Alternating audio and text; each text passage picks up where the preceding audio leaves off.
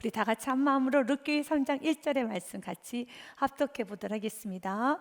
룻의 시어머니 나오미가 그에게 이르되 내 딸아 내가 너를 위하여 안식할 곳을 구하여 너를 복되게 하여야 하지 않겠느냐. 아멘. 사랑하는 여러분, 베푸는 삶은 누군가를 사랑하고 누군가를 위해서 준비하며 살아가는 삶은 너무나도 아름답고 하나님 보시기에 흡족한 삶이라는 것입니다. 특별히 부모가 자녀를 위해서 준비를 한다는 건 하나님 보시기엔 너무 귀한 것입니다. 부모는 책임감 있게 자녀를 위해서 결혼을 준비해 두셔야 됩니다. 물질을 준비해 두셔야 되는 겁니다. 또한 자녀를 위해서 많은 것을 준비해 두셔야 되는 것입니다. 또한 우리는 먼저 믿는 자로서 우리의 신앙의 후배들을 위하여서 정말 연약한 많은 자들을 위해서 우리도 책임감 있게 신앙의 선배로서 어른으로서 은혜를 먼저 받은 자로서 여러분 준비해 줄 수가 있어야 되는 겁니다. 물질을 준비해 두어야 됩니다. 여러분 또한 많은 사람들을 준비해 두어야 되겠습니다. 이런 모든 축복, 오늘 나오미가 룻이라는 며느리를 위하여서 안식처를 안식할 곳을 구하며 너를 복되어야 하지 않겠느냐라고 하면서 결혼을 준비하기 위해서 나오미가 계획을 하고 있습니다. 너무 복되다는 것입니다. 주님은 우리가 이렇게 살기를 원합니다. 사랑하는 자녀의 결혼을 준비해야죠. 또 사랑하는 이웃들과 내 사랑하는 사람들의 미래를 위해서 내가 뭔가를 준비하고 우리의 교회는 다음 세대를 위해서 준비하는 교회가 되어야 하겠습니다. 그럴 때 그 준비의 시작은 무엇인 줄 아십니까? 나오미의 이 모든 준비가 아름다워지고 결국은 하나님께서 도와주심으로써 열매가 맺어지게 되는 그 시작점은 꼭 잊지 않으셔야 됩니다. 그 시작점이 무엇입니까? 룻기서 1장 22절 말씀에 보면 나오미가 돌아와야 돼요. 여러분 자녀에게 뭔가 준비를 하고 남겨주고 원한다면, 우리 교회가 다음 세대를 세우는 교회가 되기를 원한다면 가장 먼저 해야 되는 게 있습니다. 저와 여러분 오늘 이 말씀을 듣고 있는 우리 모두가 주님께 돌아오셔야 되는 겁니다. 나오미가 주님께 돌아오지 않고서는 룻을 위해서 그 어떤 것도 준비해 줄 수가 없습니다. 자녀에게 어떤 것도 축복을, 유산을, 믿음의 유산을 남겨줄 수 없습니다. 1장 22절 말씀에 나오미가 모압 지방에서 그의 며느리 모압 여인 룻과 함께 돌아왔는데, 아멘, 돌아와야지만 하나님이 도우시는 겁니다. 돌아와야지만 축복이 시작되는 것이고, 돌아와야지만 내가 자녀를 해서 이것저것 준비하는 것이 다 의미가 있는 것이고 열매가 맺혀지는 것이고 또한 아름다운 하나님의 영광을 올려드려지게 되는 겁니다. 오늘 본문의 말씀 시간 이렇게 합니다. 룻의 시어머니 나오미가 룻에게 이르되 내 딸아 내가 너를 위하여 안식할 곳을 구하여 너를 복되게 하여 하지 않겠느냐. 내가 책임져야 되지 않겠느냐. 내가 너를 위해서 준비해 두어야 하지 않겠느냐. 아멘. 우리 모두에게 이런 다음 세대를 위한, 영혼을 위한, 하나님의 나라를 위한, 또한 하나님께서 나에게 맺어주셨던 나에게 허락하신 자녀를 위하여, 가정을 위하여, 또 내가 책임을 져야 될 여러 영혼들을 위해서 하나님 내가 책임지는 그런 신앙인이 되겠습니다. 주님 무책임한 부모님 하지 않겠습니다. 내가 이렇게 준비해 놓지 않고 살아가는 인생이 아니라 정말 나에게 맡겨주신, 하나님께서 나에게 맡겨주신 모든 시간, 인생, 나의 사랑하는 가족들, 이웃들, 다음 세대들은 책임을 지고 오늘 나오미처럼 이렇게 고백하겠습니다. 내가 너를 위하여 안식할 곳을 구하여 너를 복되게 하여야 하지 않겠느냐. 내가 이것은 책임지고 가야 되지 않겠느냐. 내가 이 정도는 내가 준비해 두어야 하지 않겠느냐. 아멘. 사랑하는 부모님들이요, 다시 한번 깨어 있읍시다. 사랑하는 먼저 믿는 이 수협에 오신 저와 여러분들이요, 깨어 있읍시다. 그리고 진짜 이제는 우리 준비해 둡시다. 기도를 많이 심으십시오. 예배를 많이 심어 두십시오. 여러분 순종을 많이 해두셔서 우리의 자녀들이 나의 순종, 나의 기도, 나의 헌신, 나의 예배를 통하여서 우리의 다음 세대에 풍성한 먹을거리가 먹을 수 있도록 많이 심읍시다. 게으르지 마십시오. 이기적으로 살지 마십시오. 뒷걸음치지 마십시오. 많이 많이 심어서 우리의 다음 세대가 먹을 수 있도록 헌신을 심으시길 바라겠습니다. 나오미가 헌신합니다. 과거 나오미가 베들레헴을 떠났을 때는 철저히 이기적으로 살았습니다. 그 이기심의 결과가 무엇입니까? 사랑하는 남편이 죽었지요. 사랑하는 두 자녀가 죽었어요. 이기심의 결과는 죽음입니다. 그러나 그녀가 헌신하고자 할 때 한 가정이 세워지는 겁니다. 그래서 헌신은 아름다운 것입니다. 그런데 오늘 나오미는 굉장한 지혜를 발휘합니다. 주님께 돌아오면은 하는 말, 하는 행동, 하는 모든 결정이 다 지혜로워요. 그래서 오늘 내가 잘 살아야 되는데, 오늘도 말에 실수가 없어야 되는데, 오늘도 지혜롭게 행동해야 되고 지혜롭게 결정해야 되는데 라고 그러한 결과를 고민하지 마시고요, 내가 주님께 안에 있으면 나의 모든 행동과 말과 결정은 다 주님께서 아름답게 은혜로 버무려 주셔서 결과는 항상 좋게 되어 있습니다. 주님 안에 들어오는 것이 먼저입니다. 오늘 나오미는 깨닫습니다. 보아스와 가까이 지내야 될 인물은 보아스구나. 이걸 분별하기 시작합니다. 그래서 2절 말씀에 내가 함께하던 하녀들을 둔 보아스는 우리의 친족이 아니냐, 친족이라는 걸 알게 됩니다.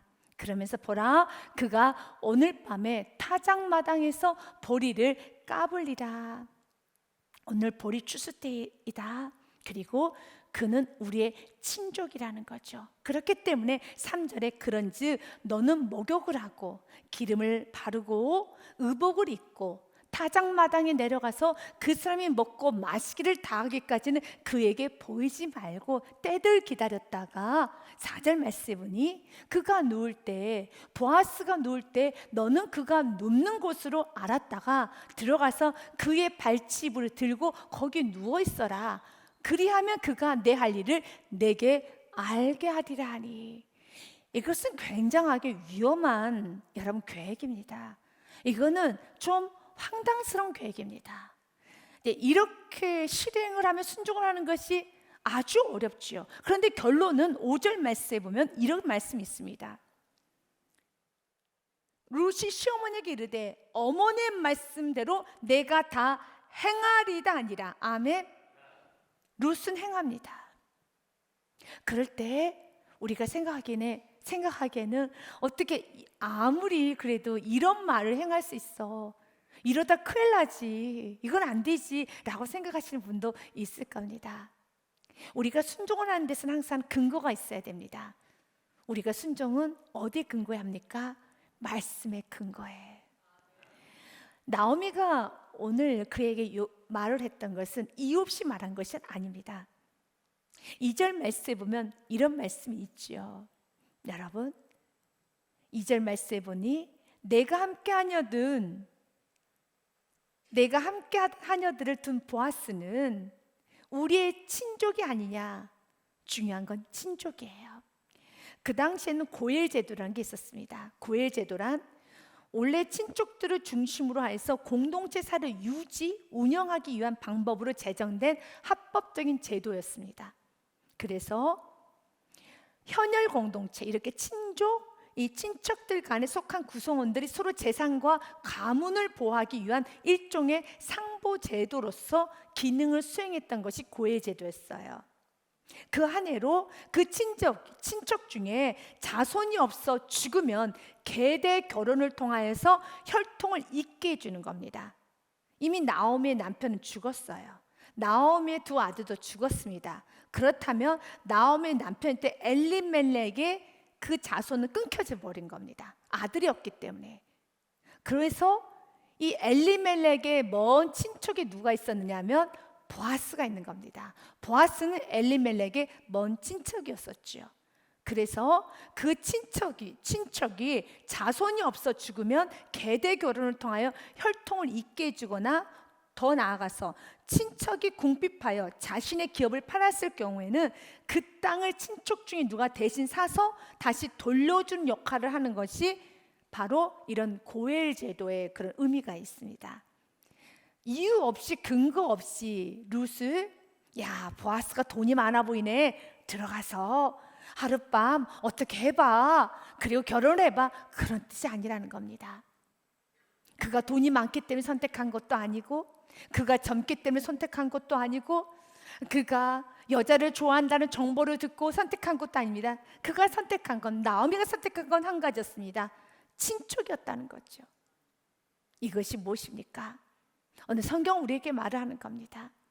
오늘 이 모든 여러분 계획은 언제나 친척이라는 고해의 제도에 입각해서 되는 것처럼 우리가 마음껏 우리는 기도하며 마음껏 계획해야 되지만, 언제나 말씀한 테두리 안에서 계획하고, 말씀한 테두리 안에서 열정을 보이시고, 말씀한 테두리 안에서 모든 것을 집행할 수 있어야 돼요. 이것이 우리의 선이라는 겁니다. 말씀이 없이는, 우리가 말씀이라는 기준이 없이 우리가 계획하고 우리가 나아간다면 세상 사람이죠. 그래서 보아스가 이런 말 합니다. 보아스가 자기 발치에 누워있는 룻을 발견하자마자 룻에게 이런 말을 합니다. 그가 이르되, 10절 말씀에 보아스의 반응입니다. 그가 이르되, 내 딸아, 여호와께서 내게 복 주시기를 원하노라. 아멘. 이것이 바로 아름다운 결과라는 겁니다. 너무 당황스럽지요. 그리고 오해할 수 있지 않겠습니까? 내가 돈이 많으니까, 저 이방 여인이 나를 유혹하기 위해서 이렇게 내가 잠자는 이 잠자리에 이불을 걷어들이고 내 안으로 들어왔구나 라고 할 수 있겠죠. 그러나 그렇게 하지 않습니다. 성경은 말합니다. 여호와께서 내게 복 주시기를 원하노라. 아멘. 우리도 세상의 삶과 동일하게 직장생활하고 사업을 하고 계획을 하고 물건을 사고 팔고 재테크도 하고 이런저런 걸 다 합니다. 우리라고 해서 이슬 먹고 사는 건 아니에요. 우리라고 해서 직장 안 다니고 산속에 들어가서 우리가 산불이 캐서 우리가 일용할 양식을 공급받는 건 아닙니다. 우리도 직장 생활하는 것이고 사업하는 것이고 재테크하는 것이고 우리도 이런저런 걸 많이 합니다. 그러나 언제나 이런저런 모든 생활 가운데 무엇이 있어야 되겠습니까? 말씀이란 기준이 있어야 되는 겁니다. 그 기준이 없다면 우리의 모든 삶은 의미가 없어져요. 지금 나오미와 룻은 믿음으로 하는 겁니다. 고엘 제도라는 그 제도 아래서 믿음으로 도전하는 거예요. 나오미는 어떤 마음으로 도전하는 겁니까? 내 며느리만큼 어떻게 해서든지 안식할 곳을 줘야 되겠다.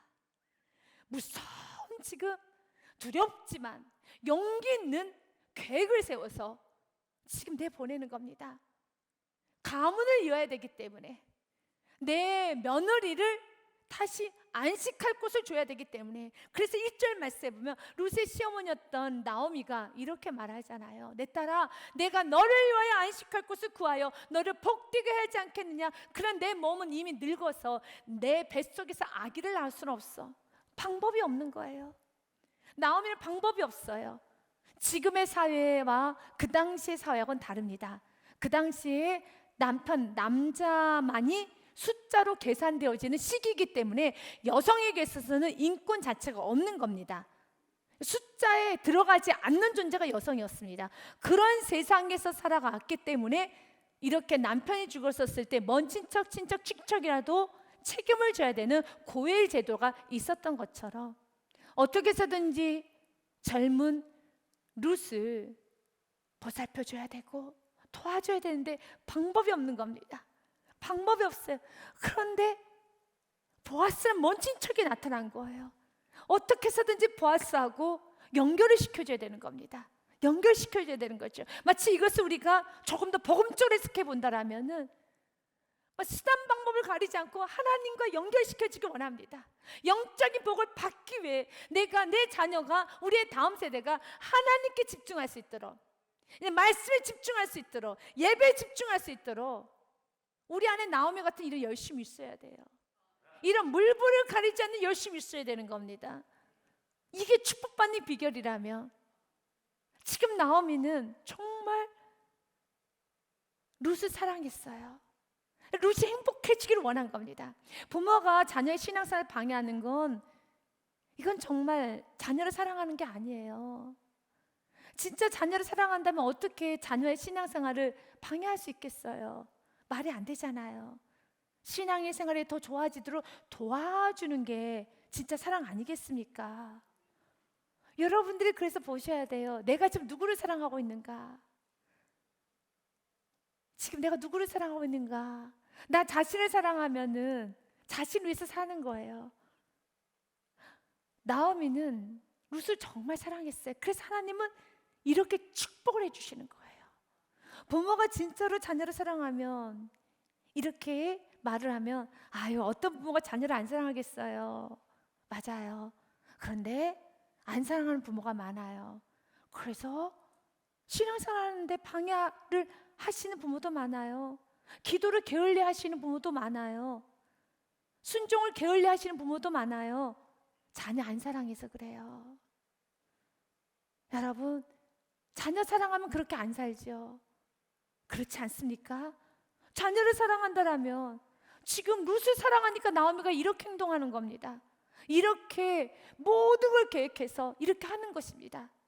그래서 객관적으로 자기 자신을 볼 수 있어야 돼요. 내가 입술로는 사랑한다고 말하지만, 내가 사랑한다고 하는데 왜 내가 지금 축복받는 하나님께 가까이 가는데 방해하는 건 뭘까?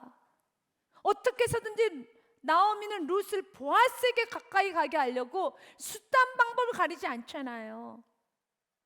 그러면 되지문하겠습니다. 룻에게 있어서 보아스가 정말 절대적으로 필요한 것처럼 우리의 다음 세대에게 있어서 절대적으로 필요한 분은 누구일까요? 우리 다음 세대에게 절대적으로 필요하신 분은 누구일까요? 예수 그리스도. 왜 그분께 가는 걸 방해하십니까? 방해하면 안 되고 이렇게 필사적으로 갈 수 있도록 도와야죠. 이걸 우리가 배우라는 겁니다. 아멘. 그러면서 나오미가 룻에게 너는 목욕하고 기름을 바르고 의복을 입고 타작마당에 내려가서 그 사람에게 먹고 마시기를 다하기까지 너는 그에게 보이지 말고 4절 말씀해 보니 그가 누울 때 너는 그가 눕는 것을 알았다가 들어가서 그의 발치불을 들고 거기 누워라 라고 말합니다. 그리고 그가 내 할 일을 내게 알게 하리라. 이제 그 다음부터는 걱정하지 말아라. 이게 믿음이에요. 이것이 믿음인 겁니다. 그러니까 어디까지 말해줬느냐면요, 누워 있어. 그러면 그 다음 다 될 거야.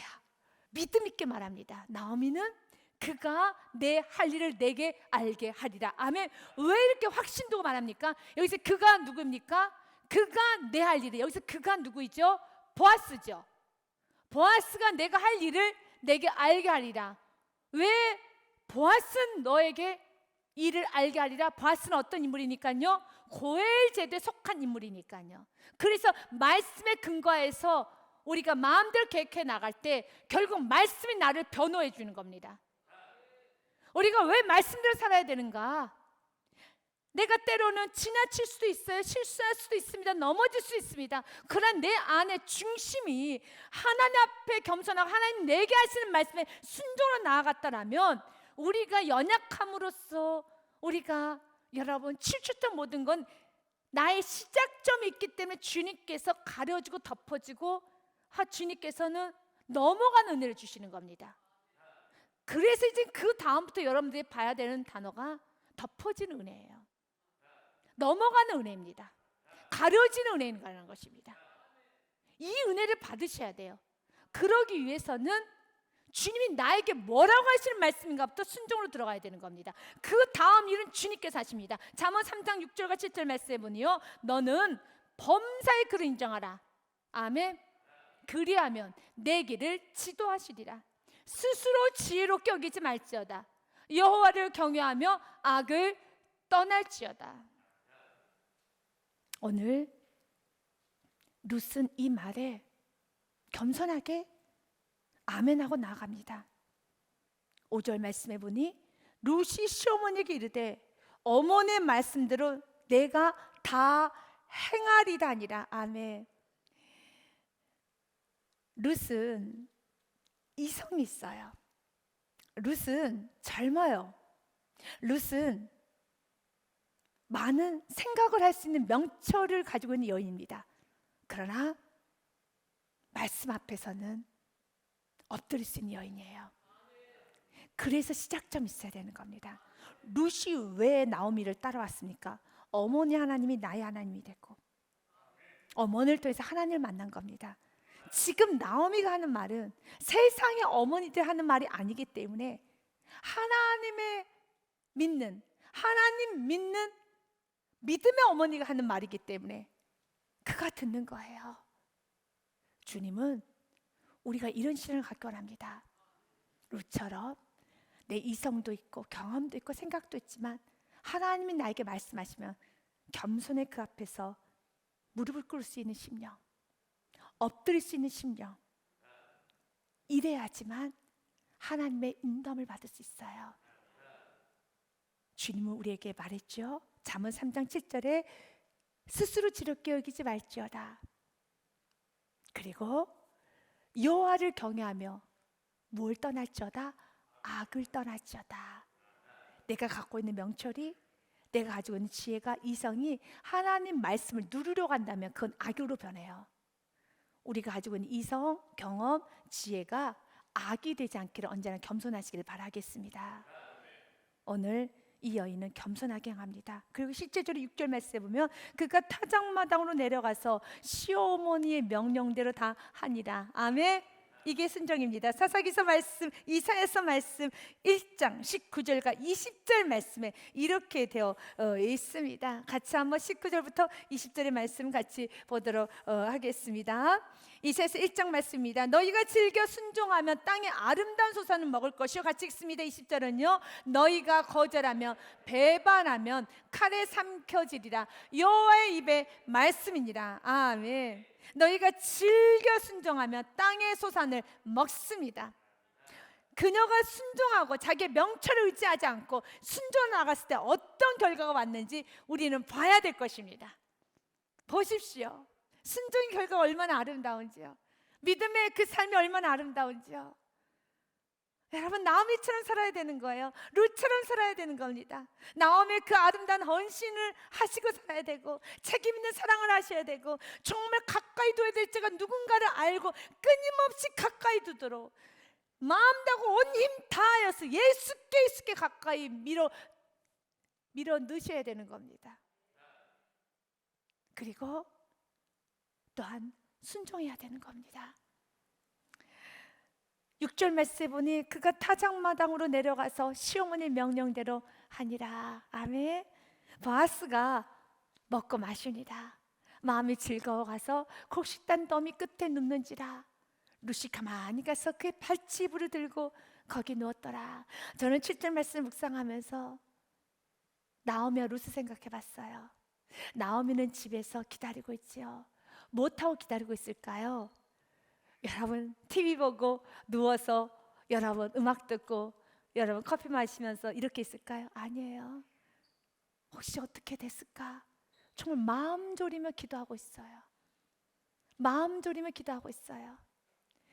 그래서 이렇게 예수님께 가까이 가는 믿음에 도전하였던 부모는 불철주야 게으르지 않고 기도해요. 왜 기도를 안 하시는지 아십니까? 왜 기도를 안 하는지 아십니까? 헌신을 안 하면 기도하는 제목도 없어요. 믿음을 살지 않으면 기도도 안 해요. 나오미는 지금 너무 간절히 기도해요. 지금 나오미는 할 일 다 한 겁니다. 그럼에도 불구하고 나오미는 지금 집에서 무릎을 꿇고 간절히 숨죽여가며 기도하고 있어요. 사랑하는 부모님들이요, 내가 지금 숨죽여가면서 자녀를 위해서 기도하고 있습니까? 내가 지금 다음 세대를 위해서, 영혼을 위해서 내가 지금 기도하고 있습니까? 여러분, 기도의 시간이 없다면, 내가 기도를 뜨겁게 하지 못하고 있다면 지금 나오미처럼 믿음으로 도전하는 일이 없기 때문에 그래요. 믿음으로 도전을 하면은 너무 기도가 돼요. 불안해서라도 기도하고 걱정돼서라도 기도하고 살면 기도는 더 뜨거워져요. 기도가 더 뜨거워지고 난다면, 예배가 더 뜨거워지고 난다면, 감사가 더 뜨거워지고 나고 내 안에 더 정말 주의 뜻대로 살고자 하는 열정으로 더 뜨거워지고 난다면 믿음으로 도전하시고 순종하셔야 돼요. 삶을 사셔야 돼요. 살지 아니하면 뜨거울 일이 없어요. 지금 나오미는 너무 경건하게 살고 있어요. 집에서 그냥 기도하고 있을 거예요. 기도하고 있을 거예요. 우리가 순종하고 믿음을 도전하면 우리의 삶이 점점 더 깨끗해지는 겁니다. 이것이 누구에게 유익이 될까요? 나오미에게 유익이 되죠. 그래서 살라는 거예요. 나오미가 마음을 접어버린 순간에, 룻에 대한 마음을 접어버리고, 본인이 선택해서 왔는데 내가 뭐 어떡하겠어? 룻이 선택했지. 내가 그렇게 오지 말라고 했는데 룻이 따라온 거지. 얼마든지 그도 변명 핑계 합리할 이유가 있습니까? 없습니까? 있어요. 내가 오지 말라고 했는데 룻이 그렇게 그냥 오더니 나를 이렇게 힘들게 한다고. 정말 힘들다고 변명 핑계 합리할 수 있습니다. 그러나 은혜로 알고, 내가 나오미에 대해서, 내가 룻에 대해서 내가 거룩한 책임감을 가지고 있을 때 나오미의 노년은 싱싱해져요. 그래서 나오미의 마지막은 아기를 가슴에 안게 되는 거예요. 이렇게 싱싱해지는 거예요. 이게 행복 아니겠습니까? 여러분, 삶은 행복해지려면 헌신하는 게 행복이에요. 살 때 행복해져요. 살 때 싱싱해지는 겁니다. 그래서 사단은 우리 행복하는 것을 절대 보기 싫으니까 어떻게든지 여기까지 이기적으로 멈춰라 라고 하는 거예요. 깨어납시다. 잘 생각해 보세요. 깨어나세요. 여러분 행복하게 사시기를 바라겠습니다. 7절 말씀에 룻도 마음 졸이고 나오미도 마음 졸이고, 세상의 모든 사람들은 다 먹고 마시고 즐기지만 오늘 룻과 나오미는 마음 졸이고 밤을 지새우고 있어요. 그러나 그 졸이고 있는 그 마음을 누가 보고 계십니까? 하나님이 보고 계세요. 하나님 보고 계십니다. 그러면서 하나님께서는 용기를 주시는 거예요. 내가 도와줄게. 내가 도와줄게. 지금이라도 뛰쳐나가고 싶겠지요. 지금이라도 슬쩍 나가고 싶겠죠. 그러나 버텨요. 룻은 거기서 버팁니다. 그리고 8절 말씀에 보면 밤중에 그가 놀라 몸을 돌이켜 본즉, 그래서 놀란다는 것은 화들짝 놀라겠죠. 얼마나 놀라겠습니까? 그때 그 순간에 무서움, 그 순간에 두려움, 그 순간에 너무너무 어색한 그 힘든 공간. 여러분들 인생을 살다 보면 그 공간에 있고 싶지 않을 때가 있을 것이고, 뛰쳐나가고 싶은 공간도 있을 것이고, 힘든 관계, 어색한 관계, 그리고 정말 무서운 공간, 두려운 공간, 이런 시기가 있어요. 그런 공간이 옵니다. 그런 잠시 시간이 있어요. 견디십시오. 버티십시오. 주님께서 허락하신 공간이라면 버티십시오. 버티셔야 됩니다. 거기서 같이 놀래가지고 소리치면 안 되는 겁니다. 안 돼요. 버티셔야 돼요. 순간적으로 보아스의 그 놀라는 모습을 보면서 상처를 받을 수도 있었을 거예요. 룻은요. 너무 창피감도 들 수 있을 거예요. 아픔도 들 수 있을 겁니다. 그것이 인생이에요. 하지만 역시 주님 안에 있으면은 모든 것은 아름답게 결론은 맺어지더라. 이게 말씀이라는 겁니다. 아멘. 에스더의 말씀을 우리가 좀 보고 룻의 말씀으로 마무리 짓도록 하겠습니다. 에스더도 그랬어요.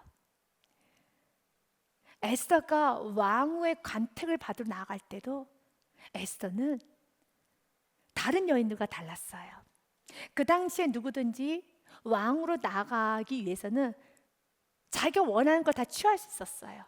처녀가 왕에게 나아갈 때는 그가 구하는 것을 다 주어 후궁에서 왕궁으로 가지고 가게 하고, 저녁이면 갔다가 아침에 둘째 후궁으로 돌아와서 비빈을 주관하는 넷이 사스가스 수하에 속하고, 왕이 그를 기뻐하여 그의 이름을 부르지 아니하면 다시 왕에게 나가지 못하더라.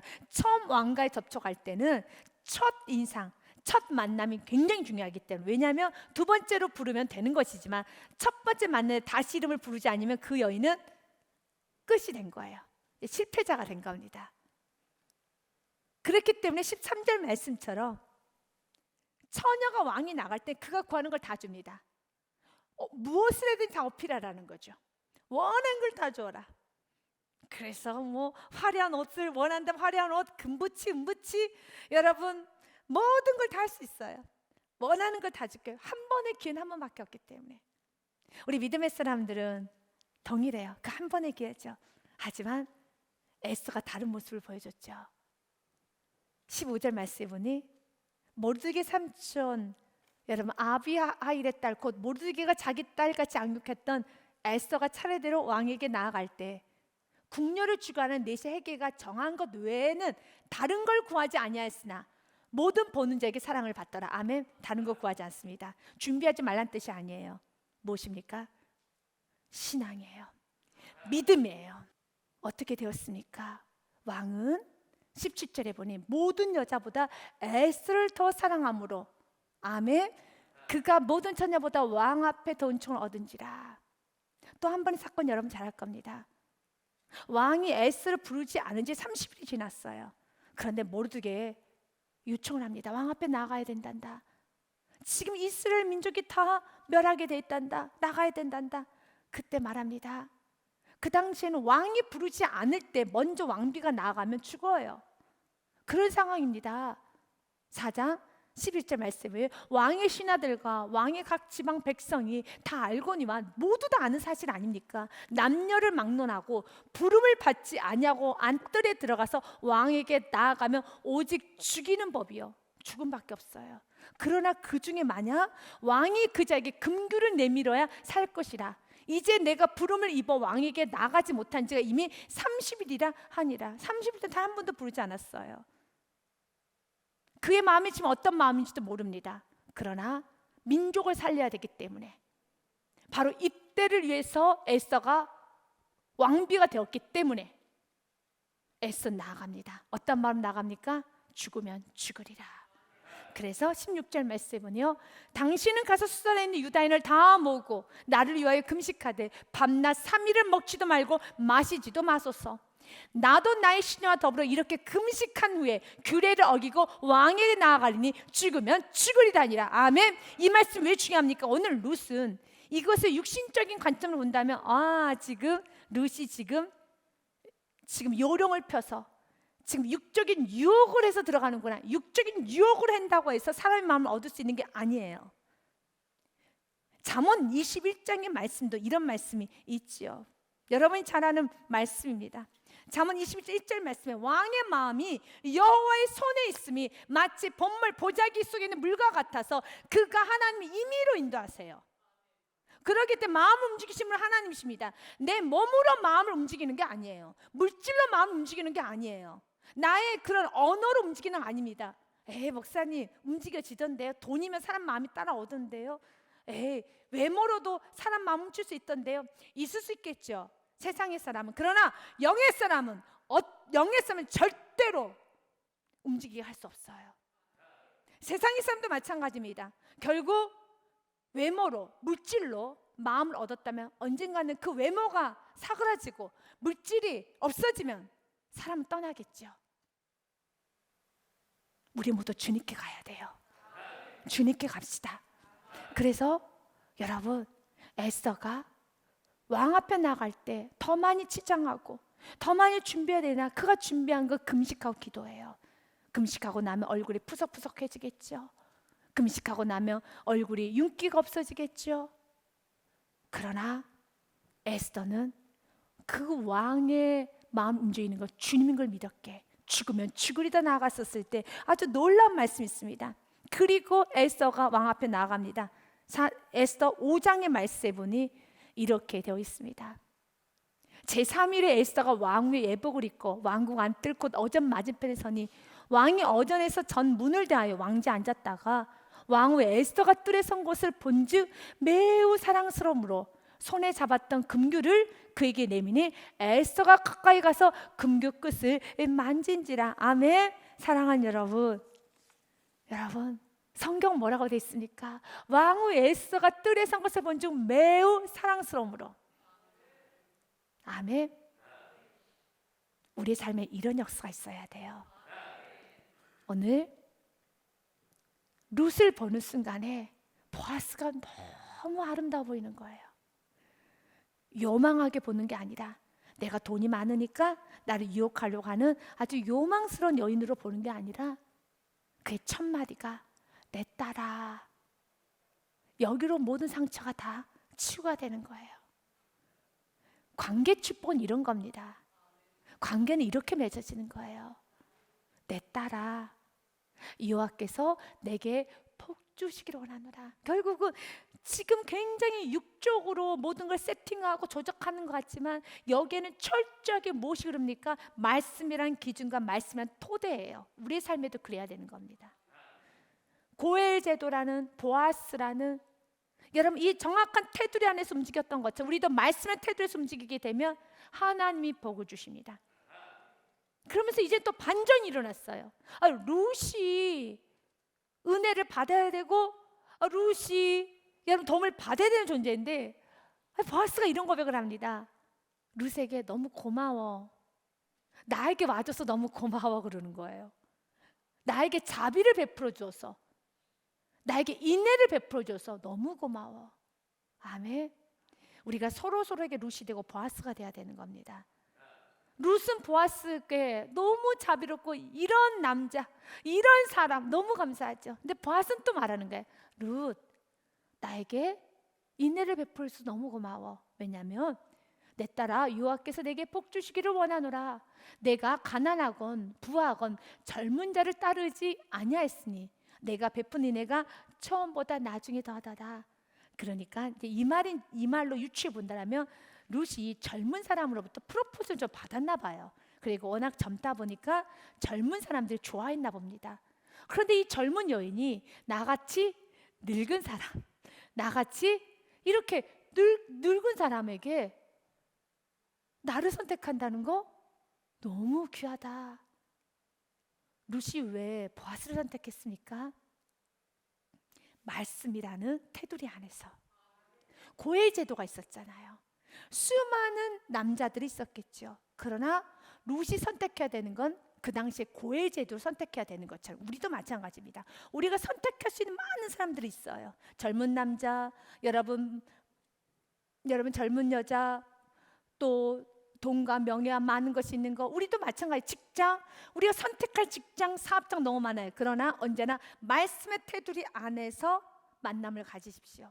말씀의 테두리 안에서 행동하시고, 말씀의 테두리 안에서 결정하시고, 말씀의 테두리 안에서 살아가시기를 바라겠습니다. 여러분 삶 날마다 이 축복이 있어서 서로 아름다운 신을 함으로써 하나님 은혜가 넘치시기를 바라겠습니다.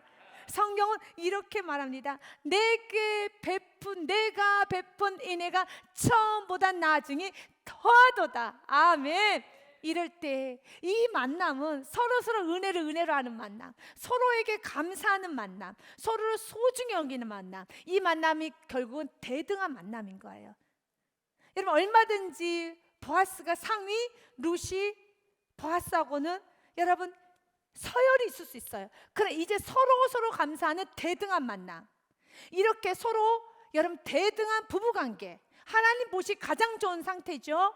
서로 부부가 여러분 서로 존중하고 인격적으로 서로 대등하면서 나아가기 위해서 모두 다 주님 안으로 들어오십시오. 그렇지 않으면 항상 서열이 바뀌어져요. 어떤 날은 남편이 내 위로 올라가기도 합니다. 이제 나이가 되면 이제는 아내가 더 힘이 세워집니다. 그리고 부모 자녀 사이도 마찬가지입니다. 여러분 어렸을 때는 부모가 힘이 있습니다. 이제 나이가 들면은 자녀가 힘이 있습니다. 뭔가 자꾸 서열이 왔다 갔다 합니다. 이게 우리 사는 인생 아니겠습니까? 그래서 유머도 많잖아요. 여러분 나이가 든 남편이 이제 다 은퇴하고 집에 왔었을 때 당신 어디가? 그러면 이건 무슨 큰일 날 소리라고 하는 것처럼요. 이런 유머가 많지 않습니까? 서열이 계속 바뀌어요. 돈에 따라, 환경에 따라 서열은 계속 바뀝니다. 부모 자녀 사이도 마찬가지죠. 자녀가 어렸을 때야 부모가 매도 들고 다니면서 이런저런 말 하죠. 이젠 자녀가 돈도 많아지고 자녀가 성장할수록 부모는 이제는 지팡이를 짚고 내려가면 내려갈수록 그러지 않아야 되는데 서열이 또 바뀌어요. 이게 우리가 사는 세상 아니겠습니까? 하지만 주님 안에 저와 여러분이 다 있으면 모두 다 서로 감사하는, 보아스와 룻은 서열이 있을 수밖에 없는 관계예요. 그러나 보아스는 룻을 향하여서 귀하게 나에게 인애를 베풀어 주셔서 감사합니다. 룻은 보아스에게 나에게 은혜를 베풀어 주셔서 감사합니다. 사랑하는 여러분, 이런 관계를 맺기 원하십니까? 서로 감사가 넘치는 가정이 되기 원합니까? 인생이 되기 원합니까? 모두 다 주님 안에 들어오시기를 주님의 이름으로 축복드립니다.